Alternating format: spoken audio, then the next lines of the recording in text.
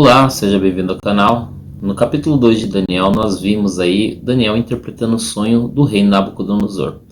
Se você se lembra bem do sonho, o sonho se tratava de uma estátua que era dividida em 4 metais e cada metal representava um grande império que dominou o mundo desde então. Nabucodonosor representava com a Babilônia a cabeça de ouro, o peitoral de prata o Império Medo-Persa, o quadril de bronze a Grécia e os pés de ferro e barro o Império Romano.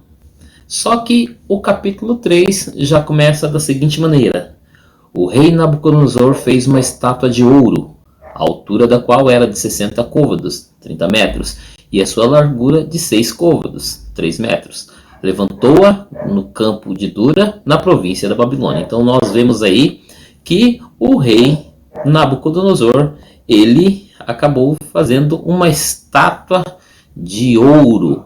Por quê? Olha só o que se passou na cabeça dele. Ele imaginou que agora o império dele não ia ter fim, porque no decorrer da estátua os metais iriam sequenciais e de forma perdendo seu valor. Prata, cobre, bronze, né? E depois ferro, então perdendo o seu valor. Mas ele falou: não, o meu império não terá fim. E ele resolveu fazer o quê? Uma estátua de ouro inteira, de 30 metros. Tá ok? E aí nós temos aí, logo de cara, nós temos também o aparecimento dos 3 amigos de Daniel. Daniel, tudo indica, estava na corte, ou ele estava em viagem. Tá? Nessa ocasião não é mencionado Daniel, mas aí você vê logo os 3 amigos de Daniel com a mesma postura, o mesmo ideal de servir ao único Deus verdadeiro, e eles não quiseram adorar a estátua.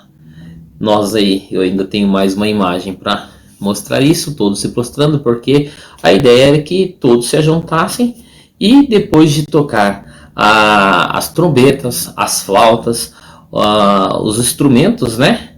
Todos pudessem se prostrar e adorar a essa estátua, essa imagem que Nabucodonosor tinha feito.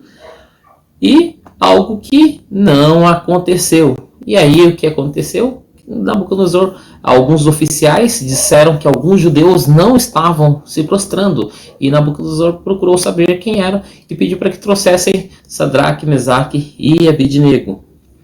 E eles se recusaram, eles não quiseram. A punição para quem não adorasse era ir para a fornalha de fogo ardente.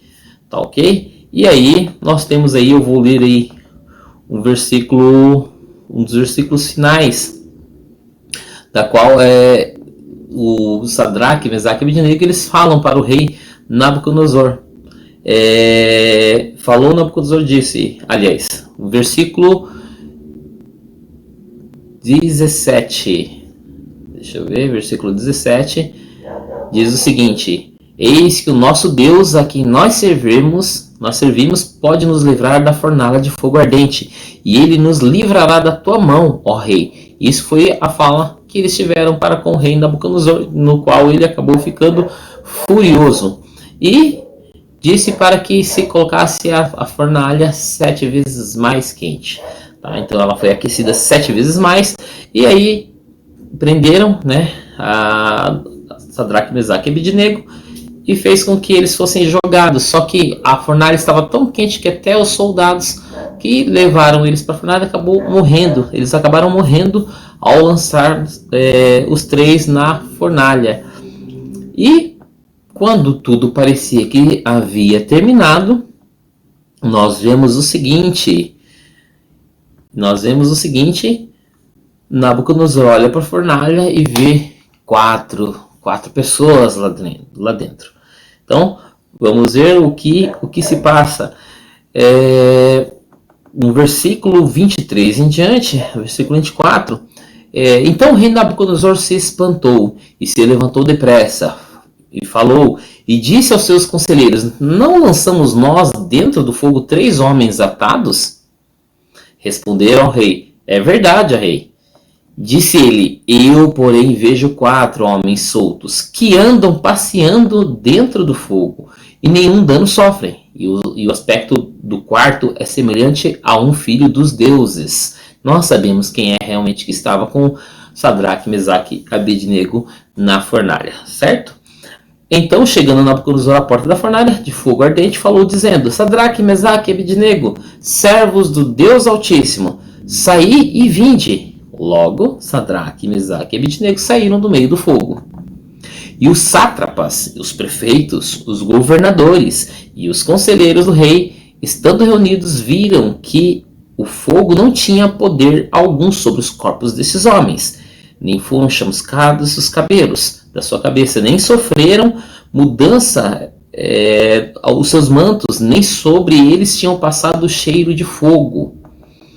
Olha só, a fala é sensacional, essa fala de Nabucodonosor. Ó. Falou Nabucodonosor e disse: bendito seja o Deus de Sadraque, Mesaque e Abednego, o qual enviou o seu anjo e livrou os seus servos, que confiaram nele, e frustraram a ordem do rei, escolhendo antes entregar os seus corpos do que servir ou adorar a Deus algum, senão o seu Deus.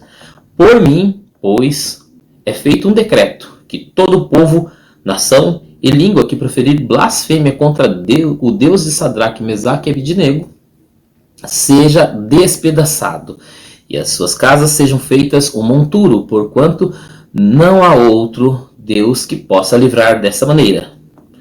Então o rei fez prosperar Sadraque, Mesaque e Abednego na província da Babilônia.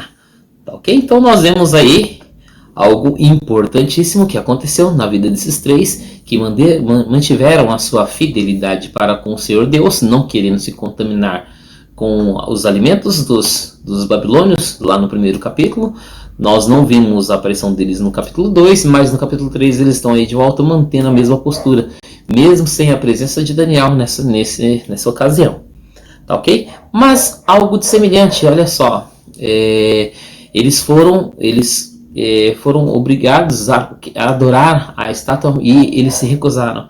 Algo também irá acontecer nos tempos dos dias finais.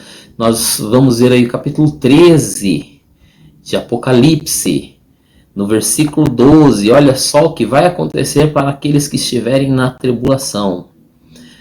Aliás, vou ler até do versículo 11 em diante do capítulo 13. E vi subir da terra outra besta, e tinha 2 chifres semelhantes aos de um cordeiro, e falava como dragão. Também exercia toda a autoridade da primeira besta na sua presença, e fazia que a terra e os que nela habitavam adorassem a primeira besta, cuja ferida mortal fora curada. Tá vendo? Então, no final dos tempos, isso vai se repetir para quem estiver na tribulação. Então, o anticristo, o falso profeta, irá obrigar a todos que adorem a imagem da primeira besta, do anticristo. Tá ok? E olha só, vamos lá no versículo 15. E foi-lhe concedido também dar fôlego à imagem da besta, para que a imagem da besta falasse, e fizesse que fossem mortos todos os que não adorassem a imagem da besta.